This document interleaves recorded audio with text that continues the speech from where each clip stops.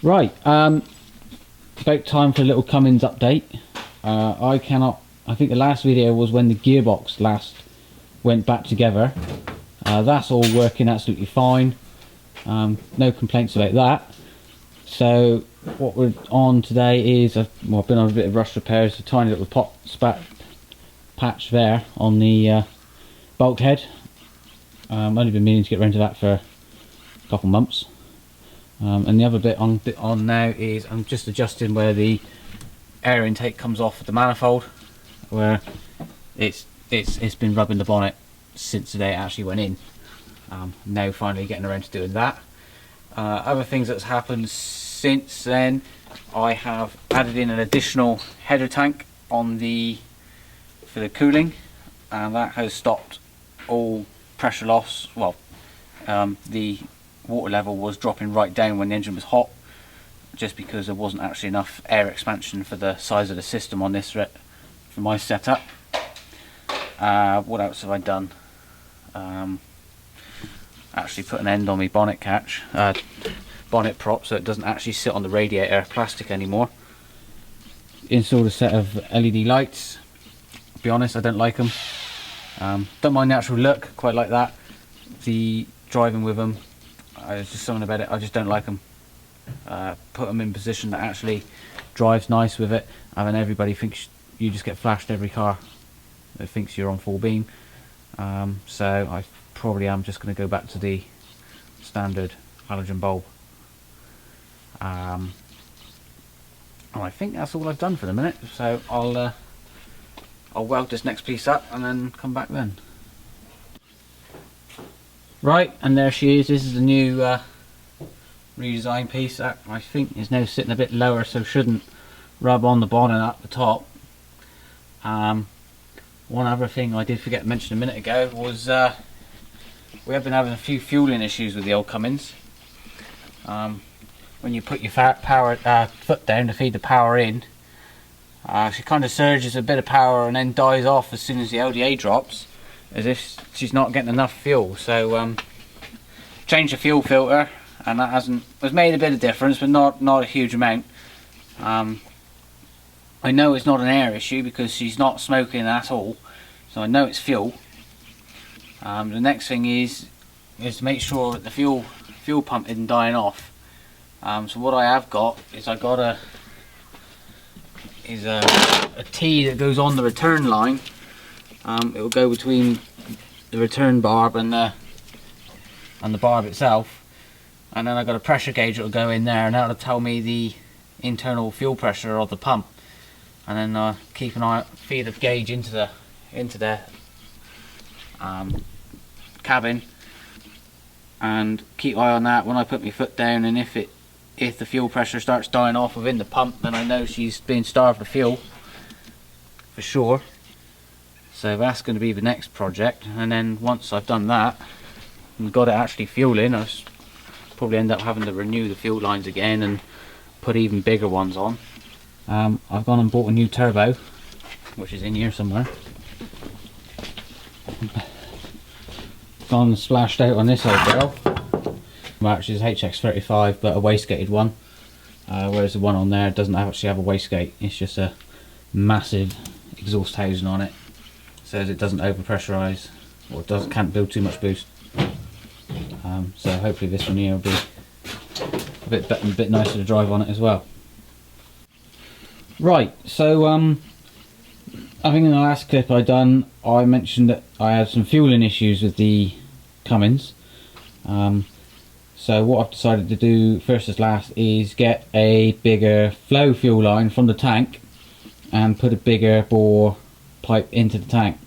What's happening is when I put my foot down, you get a surge of power and then it all cleans up and dies off, and she's just not building boosts, which is perfect indications that she's not getting the fuel required.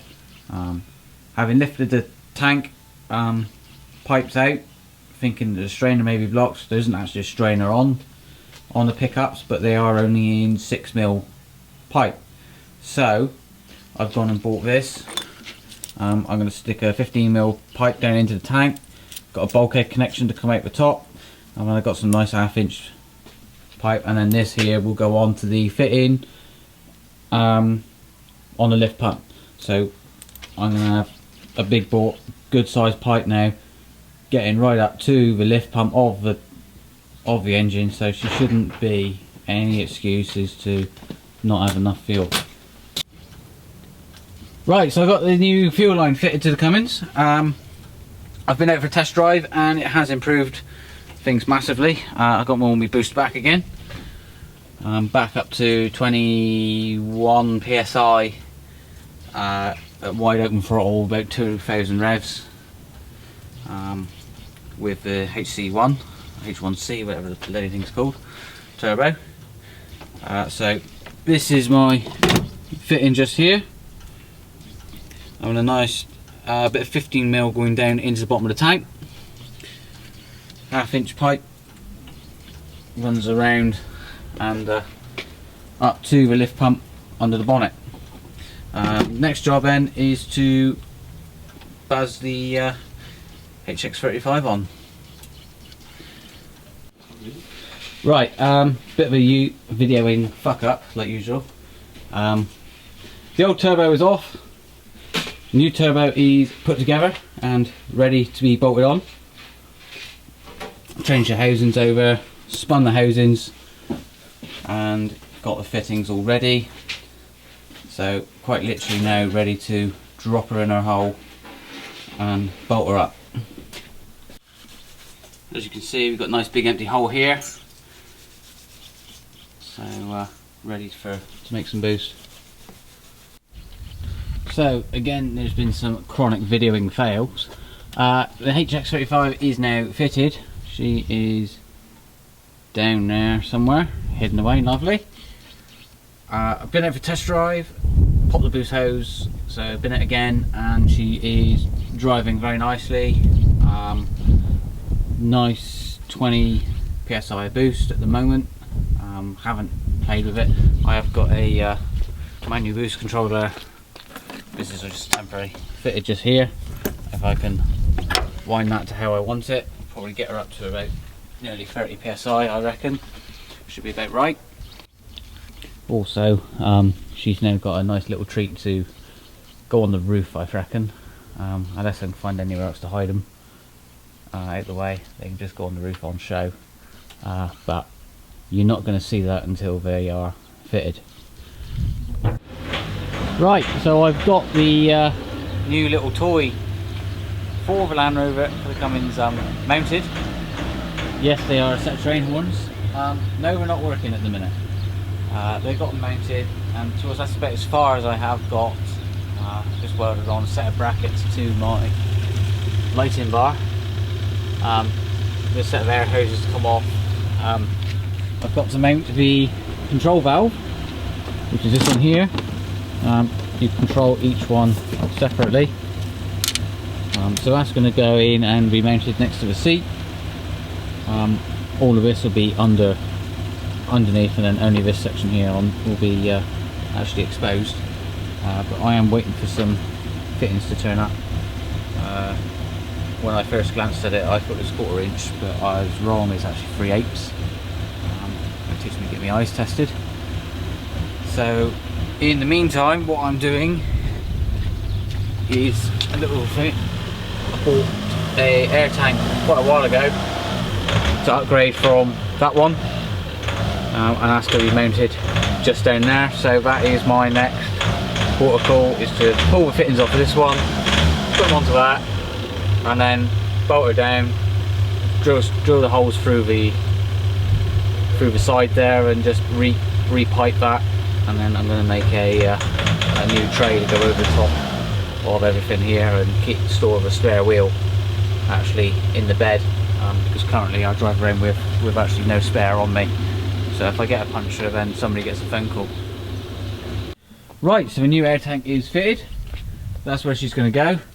There's just a I've just put a old tyre inflator in the air tool point, because it actually leaks a lot less than if there's nothing in there. Just in underneath there is a little hole where you can get your hand in and pull the water drain. I see I've got a leak on there as well, actually. I'll give that one a quick tighten up in a minute. If not, I'll probably need a new safety valve. Not an issue. I brought all my feeds in through the side there. So now we just need to pipe those bad boys up. Well, this is not looking good.